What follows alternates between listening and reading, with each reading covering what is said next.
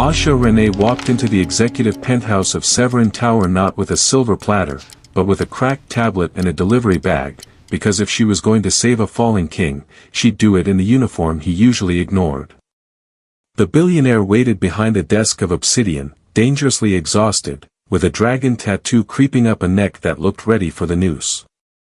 Baek Joon-Severin, the cold tech-mafia boss, heir to a digital empire, one night of total collapse, a boardroom full of vipers, and a silent assassin already standing in the elevator behind her. What happens when the girl society made invisible becomes the only person who can see the man about to be erased? And the family that's dismantling his life realizes she's the only witness left. Buckle up. This empire is about to burn, and only one person knows where the exits are. If you're just tuning in, please like, subscribe, share, and click on the notification button for more high-stakes stories. Your support means everything. Now, let's dive in. Asha Renée stood in the middle of her cramped Brooklyn apartment, surrounded by cold takeout containers and a pile of delivery slips that felt like a mountain of unfulfilled dreams. The final notice from the electric company had been on the fridge for 10 days. Her bike, her only source of income, was chained to a radiator with a bent front rim that hissed like a dying lung. Her phone buzzed again. Another automated alert from her bank: balance, $4.12. 26 years old, and the city was finally chewing her up and spitting her out. She heard the heavy thud of a boot against her door before the lock rattled. Her brother, Marcus, stumbled in, his eyes wide and shifting with the kind of fear that only comes from owing people who don't take no for an answer. The scent of cheap cigarettes and pure terror followed him. "Asha, please," he gasped, his voice cracking. Asha didn't look up from the bike tire she was trying to patch. "If this is about the money you borrowed from the corner guys, Marcus, I'm done. I don't have it." Marcus leaned against the doorframe like his legs were made of water. "It's not the corner guys, Ash. It's the Severin associates. I lost the shipment." The words felt like a physical blow. Asha finally looked up. Her brother's face was bruised the way people's faces get when they've seen the inside of a trunk. "They said I have 48 hours, Marcus whispered. "The value of the hardware, it's $500,000. If I don't pay, they don't just take the apartment. They take me." Asha's stomach turned to lead. $500,000. She let out a laugh, sharp, cold, and hollow. The contrast, much like the competitor's wedding dress on a private jet, we start with the delivery girl in the penthouse. It establishes her as an outsider in a world of hard power. The power shift: the competitor uses a wheelchair-bound groom, we use a king under digital siege.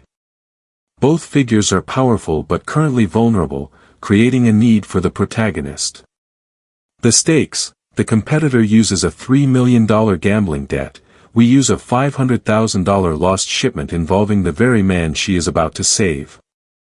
This creates a forced partnership dynamic. The rain slicked the streets of Brooklyn into a mirror of neon and grime as Asha Renée secured the last strap on her delivery rack. Her shift was over, and every muscle in her back screamed for a hot shower and the silence of her apartment. But as she went to log off the app, a notification pulsed blood red across her screen. Priority override. Location: Severin Tower. Bounty: $500. It was more than she made in a week. It was the smell of a trap, but it was also the exact amount she needed to keep the marshals from her door. 10 minutes later, Asha was gliding through the high-tech security gates of the Severin district. The air here didn't smell like the city, it smelled like ozone and filtered expensive oxygen. The tower loomed over the skyline like an obsidian shard, cold and untouchable.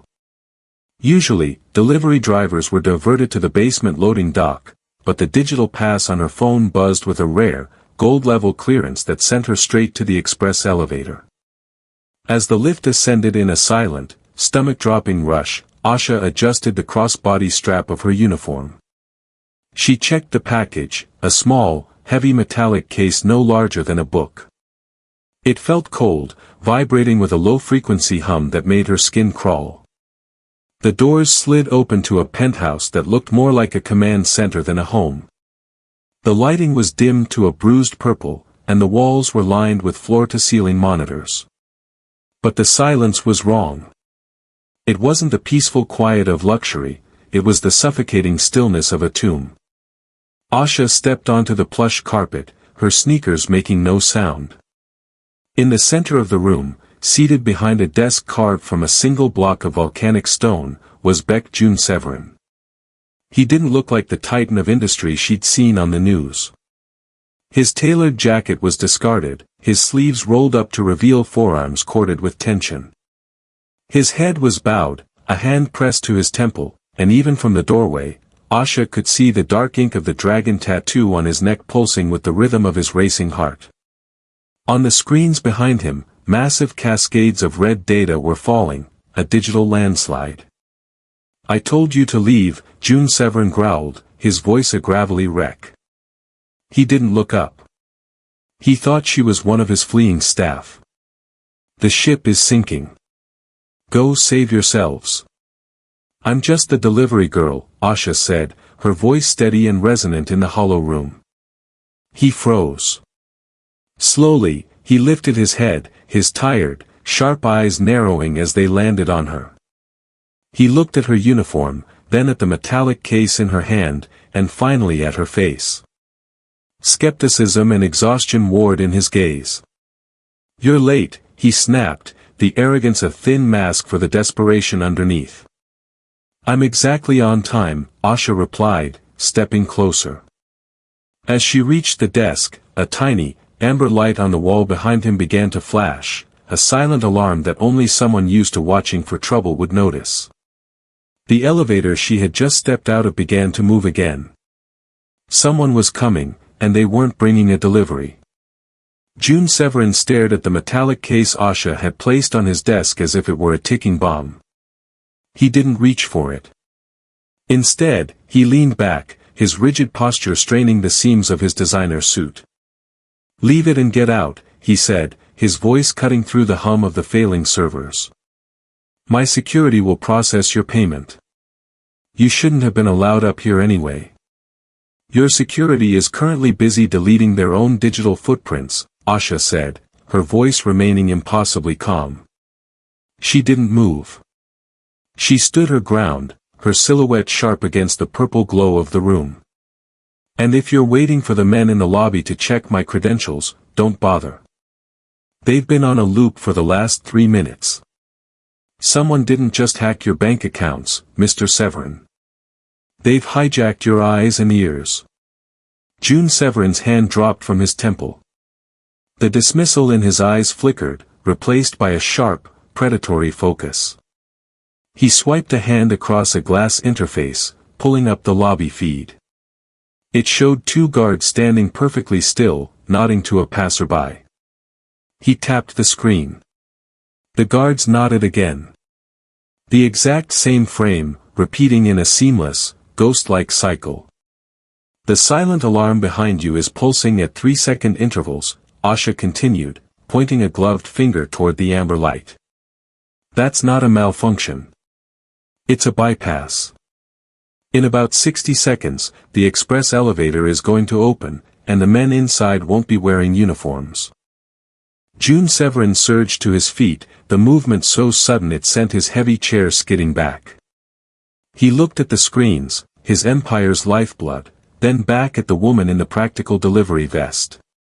"Who are you?" he demanded, his voice dropping to a dangerous whisper. "Who sent you?" "Nobody sends the delivery girl," she replied, a hint of a dry smile touching her lips. "That's why I'm the only one who saw the black van idling in the fire lane or the technician cutting the hardline in the basement. Your team is looking for a ghost in the code, but the real threat is coming up the stairs." The air in the penthouse suddenly felt thinner. The distant chime of the elevator echoed through the hallway, a sound that usually signaled luxury, now sounding like the cocking of a gun. Joon-Severin looked at his trembling hands, then at the tattoo on his neck that marked him as a man of violence. For the first time in his life, his status and his wealth were useless. "If you want to live to see those red lines turn green again," Asha said, reaching out and sliding the metallic case toward him, "you're going to have to stop acting like a king and start acting like someone who wants to survive. Because right now, I'm the only exit you've got." The elevator doors didn't just open, they hissed with the lethal precision of a predatory strike. 3 men in tactical gear, their faces obscured by matte black visors, stepped into the violet-hued twilight of the penthouse. They didn't come to talk. The suppressed cough of a submachine gun spat a line of lead across the obsidian desk, shattering a crystal decanter into 1,000 diamond-sharp shards. "Move!" Asha hissed, her hand snaring the collar of Joon-Severin's jacket. He moved with the instinct of a man who had once been a soldier, even if his body was currently heavy with the weight of exhaustion. They dove behind the reinforced mahogany bar just as another volley chewed into the expensive woodwork. Joon-Severin reached for the concealed holster at the small of his back, his jaw tight. "I can buy you time," he rasped, the old kingpin surfacing through the cracks of his despair. "Get to the service stairs. And leave you to be a martyr for an empire that's already gone." Asha grabbed the metallic case, the priority package, and shoved it into her crossbody bag. "Not on my watch. We're going down, but not the way they think." She led him through the kitchen's industrial walk-in, kicking open a hidden panel meant for trash disposal that bypassed the main corridors. The drop was steep, a dizzying spiral of maintenance ladders and narrow catwalks that smelled of grease and cold steel. Joon-Severin followed, his breath coming in ragged hitches, his polished shoes slipping on the metal rungs. He was a man of high-rises and boardrooms, but Asha was a creature of the city's bones. They burst out into the rain-slicked alleyway just as the black van Asha had spotted earlier screeched around the corner. "Over there," she commanded, pointing to her battered delivery bike, a custom-framed heavy-duty electric beast designed for high-speed urban transit. "You expect me to get on a bicycle?" Joon-Severin stared at the machine in disbelief, the roar of the assassin's van closing in. "I expect you to survive," Asha countered, mounting the seat and kicking the motor into a high-torque whine. "Hold on. And I mean really hold on." He swung his leg over, his arms wrapping around her waist with a desperate, crushing strength. Asha didn't flinch. She twisted the throttle, and the bike lunged forward, weaving through a gap between 2 dumpsters that was barely wide enough for a person, let alone a vehicle. The van roared behind them, but Asha knew these streets like the map of her own soul. She dove into a narrow pedestrian passage, skipped the bike over a flight of concrete stairs, and vanished into a labyrinth of shipping containers and forgotten tunnels. The high-tech trackers in Joon-Severin's suit were useless down here, drowned out by the interference of the subway lines screaming overhead. As they emerged miles away in the shadows of a crumbling warehouse district, the silence finally returned, save for the patter of rain on her helmet. Asha killed the lights. Joon-Severin didn't let go immediately, his forehead rested against her shoulder, his heart hammering against her back. "They can't find us here," she whispered. "No one can," he breathed, finally pulling back to look at the girl who had just traded a penthouse for the gutter to save his life. "Welcome to the dark, Mr. Severin. It's the only place you're safe." The basement apartment smelled of lemon wax, sage, and the faint, metallic tang of the city's underground. It was a subterranean fortress of brick and exposed pipes, worlds away from the glass and steel heavens Joon-Severin usually inhabited. He stood in the center of the small living room, looking like a displaced god in his ruined charcoal suit. His presence made the ceiling feel lower, the space more intimate, and his displacement more profound.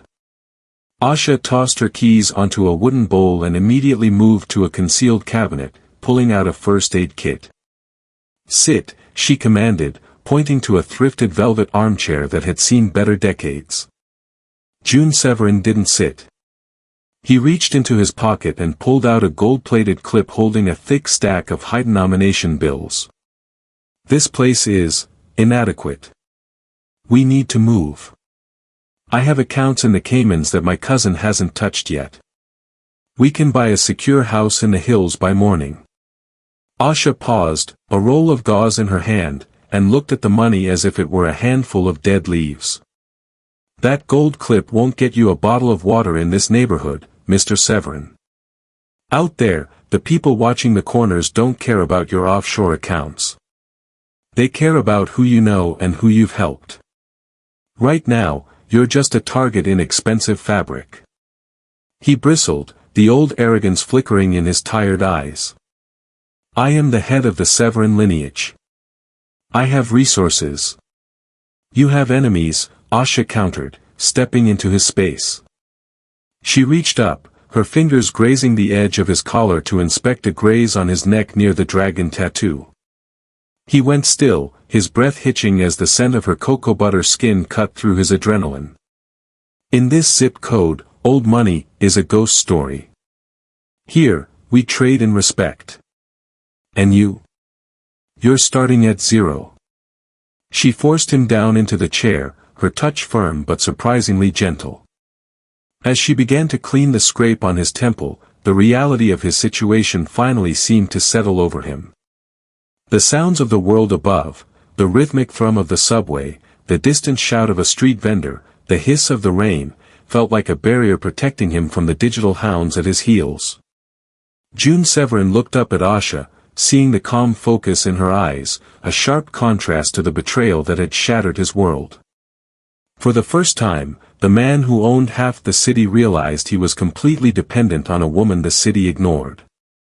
Why are you doing this? He asked, his voice low and stripped of its usual steel. You don't even know me. I know what it's like to be hunted, she whispered, her gaze meeting his. And I know that sometimes, the only way to win is to disappear. The morning didn't bring sunlight to the basement, only a shift in the shadows and the insistent vibration of Asha's burner phones. While Joon-Severin paced the small space like a caged tiger, Asha sat at her kitchen table, her fingers dancing across 3 different screens. She wasn't hacking into high-security firewalls, she was tapping into something much more powerful, the city's nervous system. You're wasting time with text messages, Joon-Severin rasped, his eyes fixed on a grainy photo of his cousin, Kenji, leaving the Severin headquarters. We need to hit his servers. We need to cut off his capital. Kenji expects a digital counterattack, Asha said without looking up. He's watching the cloud. He isn't watching the streets. She hit send on a mass blast to a private group chat of bike messengers, night shift janitors, and street food vendors. My people see everything. They see whose car is parked at the back entrance of the private clubs. They see which executive is carrying a briefcase that looks too heavy for just paperwork. To Kenji, they're invisible. To me, they're the eyes of the city. Joon-Severin stopped his pacing, leaning over the table. The proximity of his presence, the scent of sandalwood and cold sweat, made the air feel thick. You're using a guerrilla surveillance network, he realized, a spark of recognition lighting his tired gaze. He pulled a chair out and sat across from her, his posture shifting from defensive to instructional. If you want to truly dismantle him, you don't just watch. You provoke. In my world, we call it the art of the shadow hand. He began to map out Kenji's psychological weaknesses on a scrap of paper, his movements precise and lethal. Kenji is a man of ego. He believes he has won because he holds the keys to the castle. But a castle is a tomb if the supply lines are cut. You use your invisibles to create delays. A late delivery here, lost keycard there. Make him feel the friction of the world. When he gets frustrated, he will move to secure his physical assets. That is when he will lead us to the encryption key. Asha watched him, seeing the transition from a fallen king to a strategic predator. She realized that while she knew the city's veins, he knew how to make them bleed. "You're teaching me how to start a war," she whispered. "No," Joon-Severin corrected, his hand briefly covering hers on the table, his skin warm and grounding. "I'm teaching you how to end one. We are the ghosts now, Asha. And ghosts are the only ones who can haunt a man like Kenji." As a ping sounded from her phone, a photo of Kenji entering a nondescript warehouse in Queens, Asha felt the shift. The delivery girl and the mafia boss were no longer just surviving, they were hunting. The basement apartment felt smaller that night, the walls pressing in as the rain outside turned into a relentless downpour. The blue light from Asha's monitors reflected off the polished wood of the kitchen table, but the air was no longer filled with the frantic tapping of keys. Instead, there was a heavy, weighted silence. Asha stood by the small stove, stirring a pot of tea. When she turned, she found Joon-Severin watching her, not with the cold calculation of a strategist, but with a raw, exposed vulnerability. He had discarded his tie long ago, and the top buttons of his shirt were undone, revealing more of the dragon tattoo that seemed to coil around his throat like a physical manifestation of his burdens. "My father told me that a king doesn't have the luxury of sleep," he said, his voice barely a whisper against the hum of the refrigerator. "He said the moment you close your eyes, the world belongs to the man who stayed awake." Asha set a steaming mug in front of him. "And what happens when the king realizes he doesn't want the world anymore?" Joon-Severin looked into the dark liquid, his reflection shimmering in the steam. "He realizes he's just a man sitting in a dark room, waiting for someone to take the crown so he can finally rest." He looked up, his dark eyes searching hers. "I've spent 30 years building a fortress, Asha. And all I've found inside it is silence. I'm tired of the war. I'm tired of the blood." The admission hung between them, fragile and dangerous. Asha felt a pang of recognition that bypassed the logic of their situation. She reached out, her hand hesitating before she let it rest on the table near his. "I spent my life trying to be loud enough to be heard, to be fast enough to not be forgotten. But standing in this basement with you, it's the first time I don't feel like I'm running." Joon-Severin reached out, his fingers brushing the back of her hand. The touch was electric, a sudden grounding wire between two drifting souls. He didn't pull away. Instead, he stood and stepped into her space, his presence overwhelming the small kitchen. He reached up, his thumb tracing the line of her jaw with a tenderness that felt like a confession. "We are from different worlds," he murmured, his face inches from hers. "Maybe," Asha whispered, her heart hammering against her ribs.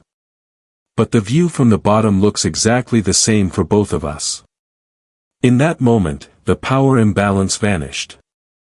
He wasn't the billionaire boss, and she wasn't the girl in the uniform. They were just two people who had found the only person in the city who truly saw them. When he finally leaned in, the kiss wasn't a claim or a conquest, it was a desperate, quiet acknowledgement of the loneliness they were both finally ready to leave behind. The transformation was complete, but it felt like a masquerade. Joon-Severin stood tall in a fresh, charcoal silk tuxedo, his presence restored to its former chilling elegance, though he leaned slightly on a silver-headed cane. Beside him, Asha was unrecognizable. Gone was the delivery uniform, replaced by a backless gown of liquid emerald that complemented the deep glow of her skin. She wasn't just his date, she was his hidden blade. The Grand Severin Gala was a sea of false smiles and champagne, a gilded cage where Kenji was already holding court. "Stay close," Joon-Severin murmured, his hand resting firmly on the small of Asha's back. "The server room is behind the north gallery. Once I distract the board, you have 3 minutes." Asha nodded, her heart hammering a rhythm of pure adrenaline. She moved through the crowd like a ghost, her years of being invisible finally serving as her greatest weapon. While Joon-Severin intercepted Kenji under the crystal chandeliers, challenging his cousin's legitimacy with a voice like cracking ice, Asha slipped past the security perimeter. Using the biometrics Joon-Severin had taught her to bypass, she entered the cold, humming sanctuary of the server hub. She found the physical encryption key, a small, glowing obsidian drive, and slid it into her gown's hidden pocket. Success tasted like copper. But as she turned to leave, the lights in the hub flickered and died, replaced by a harsh, sweeping crimson strobe. Going somewhere, Asha? Kenji's voice boomed, not from the room, but from the overhead speakers. Asha froze as the gallery doors burst open. Armed security flooded the room, but they weren't alone. A massive projector screen descended in the main ballroom, visible through the glass partitions. Joon-Severin stood in the center of the crowd, surrounded by guards with leveled weapons. On the screen, a high-definition video played. It was Asha, but the footage had been masterfully altered. It showed her meeting with Severin's primary rivals, exchanging a silver briefcase for a stack of cash. Then, it showed her stealing the very drive she now held. My cousin was a fool, Kenji's voice projected to the entire gala, dripping with feigned pity. He was so blinded by his fall that he let a common thief into our inner sanctum. She didn't save you, June. She staged the attack to gain your trust and gut the company from the inside. Joon-Severin's face went pale, his eyes locked on the screen, then shifting to find Asha through the glass. The board members erupted in outrage. The evidence was perfect, a seamless lie built on the prejudice Kenji knew they all shared. Asha, drop the drive, the lead guard commanded. Asha looked at Joon-Severin. For a split second, she saw a flicker of the old doubt in his eyes, the skepticism of the king who had been betrayed too many times. The fracture they had healed in the basement splintered in an instant. She didn't wait for the handcuffs. Throwing a flash decoy she'd prepped from her delivery kit, she vanished into the smoke, leaving the encryption key behind. She had saved his life twice, but she wouldn't stay to watch him believe the lie. The cold Brooklyn rain felt different than the mist of Seoul, stinging with the familiar grit of a city that didn't care if you lived or died.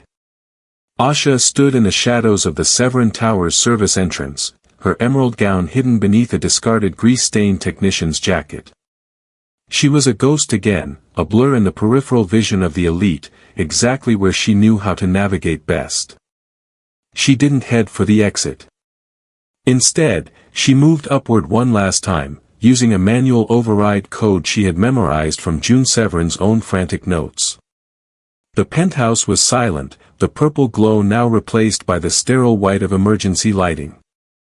The room felt haunted by the ghost of the man she had held just hours before, a man who had looked at her with a flicker of suspicion that hurt worse than Kenji's bullets. She reached into the lining of her jacket and pulled out the physical drive, along with a secondary burner phone. On it was the unedited, raw surveillance footage her Invisibles had captured, the real meeting where Kenji had shook hands with the assassins, the audio clear and damning. She didn't leave a note. She didn't need to. The data was her final delivery, the only thing that would clear her name and restore his throne. Asha placed the drive exactly where she had placed the first package, on the obsidian desk, beneath the flickering shadow of the silent alarm. She lingered for only a second, her fingers brushing the cold stone where his hand had rested. She knew the logic of his world. He was a king, and a king's first loyalty was to his crown. Even if he found the truth, she couldn't stay to see if he would choose a delivery girl over the empire he had spent a lifetime defending. Transaction complete, she whispered to the empty room, her voice cracking.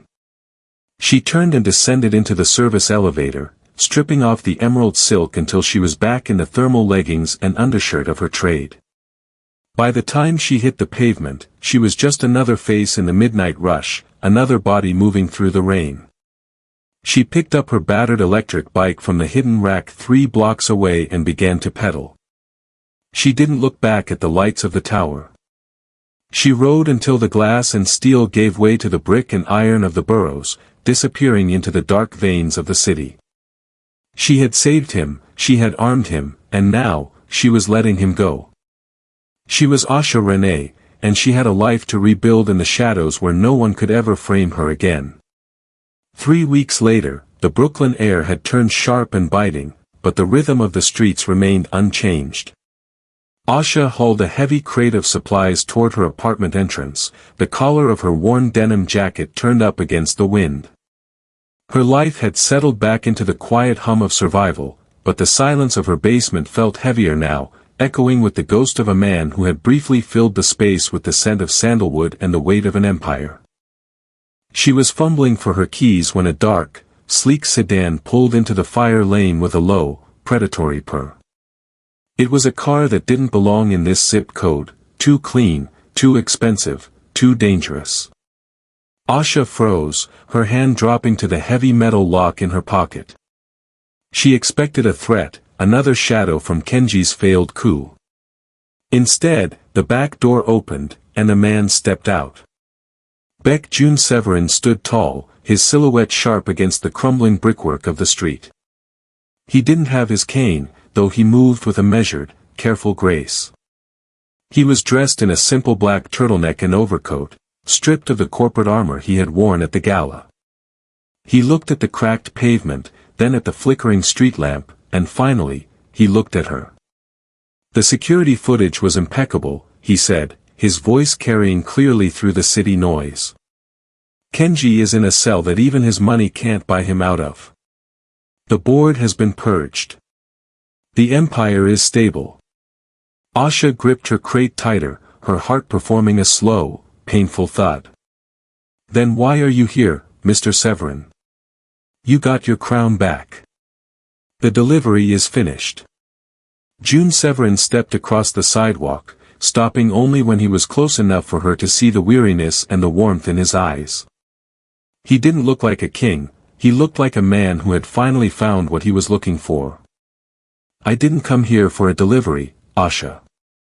And I didn't come here as your boss. He reached out, his fingers brushing the rough sleeve of her jacket before finding her hand.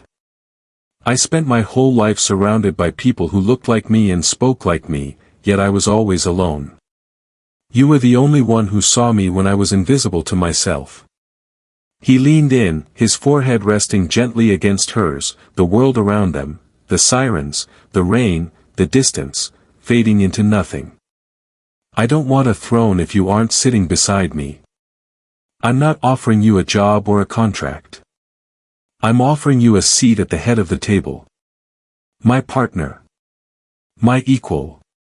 In every sense. Asha looked at the man who had traveled across the world and out of his ivory tower just to find her in the shadows.